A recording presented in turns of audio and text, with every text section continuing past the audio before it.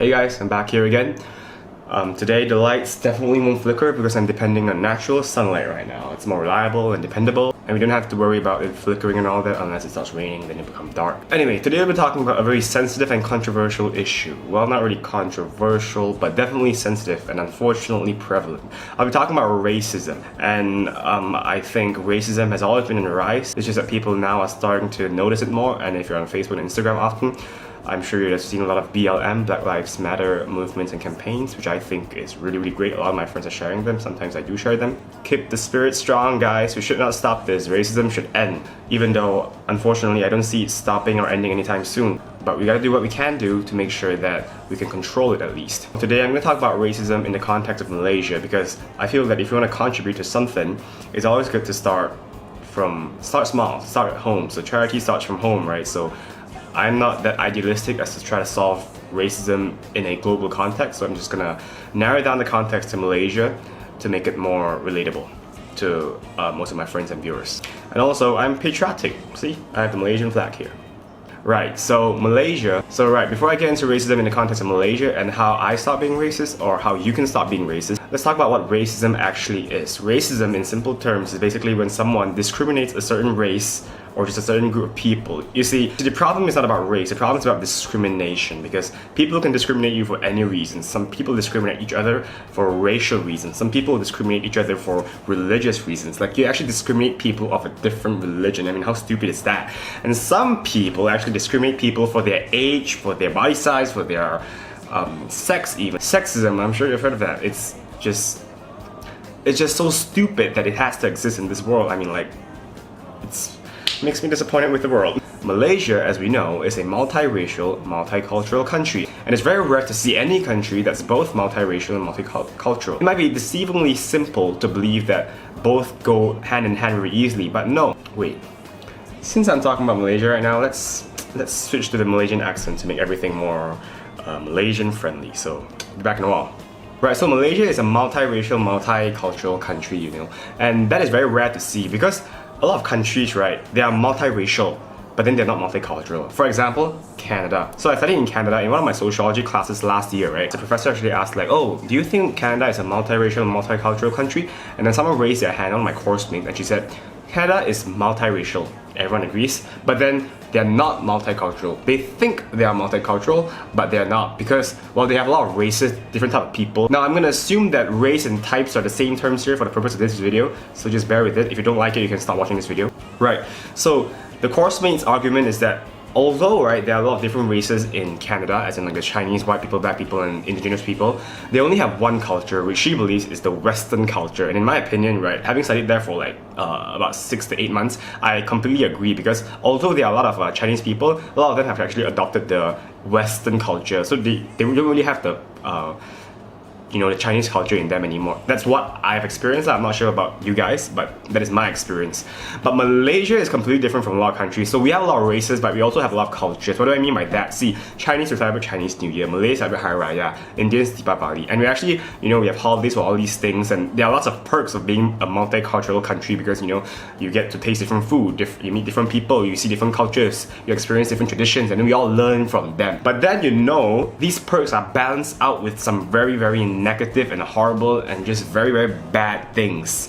One example, which can actually represent all the bad examples, is racism. When you're in a country where there are a lot of races and a lot of cultures, right, it's very easy and very convenient to be very racist and adopt a very racist and ignorant and stupid, small-minded, narrow-minded, shallow-minded mindset. What do I mean by that? Malaysians, you better listen properly right now. I'm sure, right, all the Malaysians, and I know at least, have said something like this before. You see a Malay person being lazy, you say, oh, all Malays are lazy. You see a Chinese guy being greedy and selfish, and you say, oh, all Chinese are greedy and selfish. You see an Indian guy being, loud and noisy at home at night, and you say, oh, all Indians must be like that. Hey, come on, how stupid is that? Just because you see one person or two persons doing that, right, you're gonna generalize this to the entire race of people. I mean, like, can you just think about it? Do you think that one or two person or even 20 persons that you have met in your life, right, is representative of their entire race, religion, age, or gender? Yeah? No, because unless you have met everyone from that particular race and you can confirm that those people from that particular race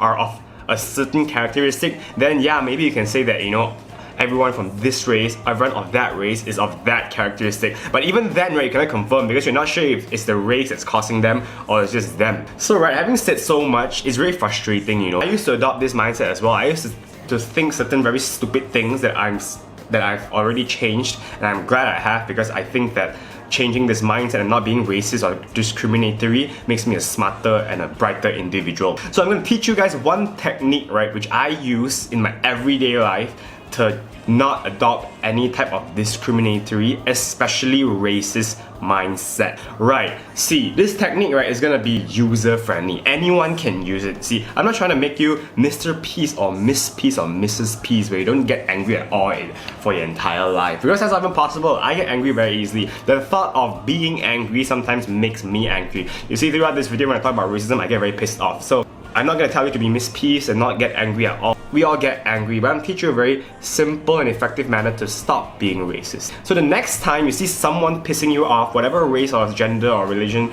or whatever groups they are of, you don't think and you don't attribute their mistakes, right, to their being of a certain race, type, religion, age or whatever. You attribute the mistakes to them. What do I mean by that? The next time you see a Chinese guy being greedy or selfish, you don't say, oh my gosh, all Chinese are selfish and stupid. No, you say, this person is selfish, greedy, and stupid.